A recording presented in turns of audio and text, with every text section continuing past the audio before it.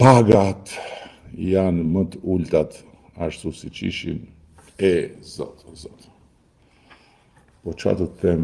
Të them që kur ne morëm detyrën pagën mesatare në sektorin publik, pra në punë shteti e kishim 372 euro, edhe që sot, vitin 2024, e mbyllën me 1.000 euro pagën mesatare, Instati, referoju Instatit. Pra, kemi bërë një rritje shumë qartë, po të them që pagën mesatare të përgjithshme, pra atë të kombinuar në sektor publik, sektor privat, e kishim 322 dhe kemi sot 830 euro.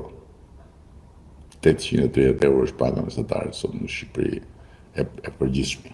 Ajo në sektorin publik është 1.000 euro, si që e ka njësoj.